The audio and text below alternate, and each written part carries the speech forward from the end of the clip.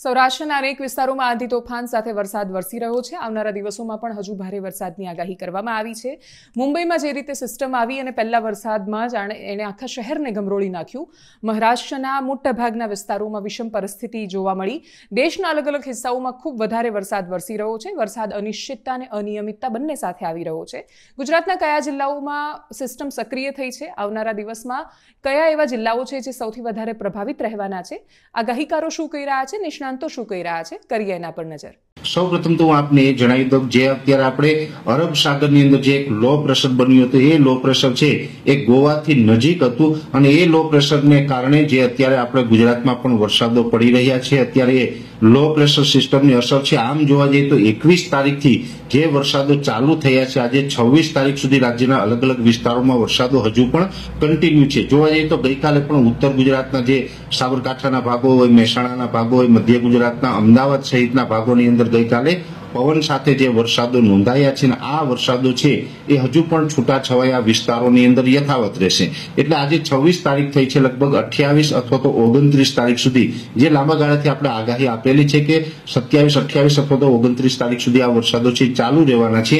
એ જ મુજબના વરસાદો છે હજી ગુજરાતના અલગ અલગ વિસ્તારોની અંદર ચાલુ રહેશે, જેમાં ખાસ કરીને સૌરાષ્ટ્ર અને દક્ષિણ ગુજરાતની અંદર હજુ પણ આવનારા 3 થી 4 દિવસ સુધી છૂટાછવાયા વિસ્તારોની અંદર વરસાદ જોવા મળી શકે છે। જોકે દક્ષિણ ગુજરાતના તમામ જિલ્લાઓની અંદર આની તીવ્રતા છે એ થોડીક વધુ જોવા મળે તેવી શક્યતાઓ છે। ખાસ કરીને જે આ વરસાદો પડશે તેમાં ગાજવીજ અને પવનનું પ્રમાણ પણ થોડુંક વધારે જોવા મળશે।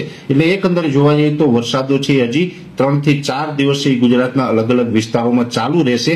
એ પછી 30 અને 31 તારીખે વરસાદની તીવ્રતામાં ઘણો બધો ઘટાડો થઈ જશે અને ધીમે ધીમે પછી આપણું વાતાવરણ ખુલ્લું થઈ જશે। પછી આપણે વરસાદમાં વિરામ મળશે। પછી આપણે જે કંઈ ઉનાળુ પાક જે સાચવવાના હોય એ સાચવવા માટેનો એક ચોક્કસથી ગેપ હવે ટૂંક સમયની અંદર મળી જવાનો છે। આ એક ચોક્કસથી છે જે વિસ્તારો ખુલ્લા છે એને કદાચ અત્યારે ઉનાળુ પાક સાચવવો હોય અથવા તો બીજું કામ કરવું હોય કરી શકે છે, પણ અત્યારે જે છૂટાછવાયા વરસાદો છે 29 તારીખ સુધી ચાલુ રહે અને 30-31 તારીખમાં હળવું પડી અને ગુજરાતનું હવામાન છે એ ખુલ્લું થઈ જશે। હવે બીજી વાત કરવાની છે નૈઋત્યના ચોમાસાની। જેવી રીતે અત્યારે ગુજરાતની અંદર વરસાદો ચાલુ છે પણ સામે નૈઋત્યનું ચોમાસું છે એ પણ અત્યારે સમય કરતા વહેલું ચાલી રહ્યું છે। સામાન્ય રીતે જે 1 જૂને ચોમાસું છે એ કેરળની અંદર પ્રવેશ કરતું હોય છે, પણ આ વર્ષે સમય કરતા 8 દિવસ વહેલું એટલે કે 24 મે 2025ના રોજ નૈઋત્યનું ચોમાસું છે તે કેરળમાં પ્રવેશ કરી ગયું હતું। ત્યાંથી ધીમે ધીમે આગળ વધ્યું એટલે લગભગ કર્ણાટક હોય, કોંકણ ગોવાના ભાગો હોય, તમામ ભાગો કવર કરી અને આજે 26 તારીખના રોજ નૈઋત્યનું ચોમાસું છે તે મહારાષ્ટ્ર સુધી પહોંચી ચૂક્યું છે। મહારાષ્ટ્ર સુધી ઝડપથી આ નૈઋત્યનું ચોમાસું આગળ ચાલ્યું છે, સમય કરતા વહેલું પણ ચાલ્યું છે અને આ જે સમય કરતા વહેલું ચોમાસું ચાલવાનું મેન કોઈ કારણ હોય તો એ કારણ છે કે જે આ ગોવાથી દક્ષિણ પશ્ચિમમાં જે સિસ્ટમ બની હતી એ સિસ્ટમને કારણે જે દક્ષિણ ભારતના ભાગો હોય અને મહારાષ્ટ્ર કે કોંકણ ગોવાના ભાગો છે એમાં ભારે વરસાદો પડ્યા છે। એ સિસ્ટમની તીવ્રતા એટલી વધારે હતી કે જેને નૈઋત્યના ચોમાસાને ઝડપથી આગળ વધાર્યું છે। નૈઋત્યના ચોમાસાને એ સિસ્ટમ છે એ ખેંચી લાવી છે। એટલે અત્યારે પણ જે ચોમાસું છે એ આ સિસ્ટમની અસરને કારણે થોડુંક વહેલું ચાલ્યું છે, એટલા માટે આપણે ચોમાસું વહેલું આવ્યું। પણ ખાસ આ સિસ્ટમ છે હવે ધીમે ધીમે નબળી પડતી જશે।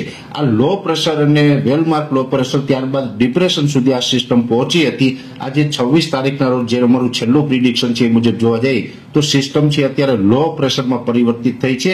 ધીમે ધીમે આ સિસ્ટમ નબળી પડી રહી છે। આવનારા 2 થી 3 દિવસની અંદર આ સિસ્ટમ છે સંપૂર્ણ નબળી પડી અને વિખાઈ જશે। એટલે 2 થી 3 દિવસ સુધી હજુ મહારાષ્ટ્ર, કોંકણ, ગોવા કે કર્ણાટક જેવા વિસ્તારો છે ત્યાં પણ ચોમાસાનો વરસાદ છે વધારે પડશે અને હજુ 2 થી 3 દિવસ ચોમાસું સતત આગળ વધતું રહેશે। પણ 2 થી 3 દિવસ પછી આ સિસ્ટમ વિખાઈ જાય ત્યારબાદ અરબ સાગરની અંદર બીજી કોઈ એવી સિસ્ટમો સક્રિય નથી જેને કારણે મહારાષ્ટ્ર સુધી ચોમાસું પહોંચી અને નિષ્ક્રિય થઈ જાય અને મોન્સૂન બ્રેકની કન્ડિશન સર્જાય તેવી શક્યતાઓ દેખાઈ રહી છે। આમ તો અમે ઘણા સમયથી આપને બતાવી રહ્યા છે કે આ વર્ષે મહારાષ્ટ્ર સુધી ચોમાસું પહોંચે અને ત્યાં આવીને મોન્સૂન બ્રેકની કન્ડિશન સર્જાઈ શકે છે।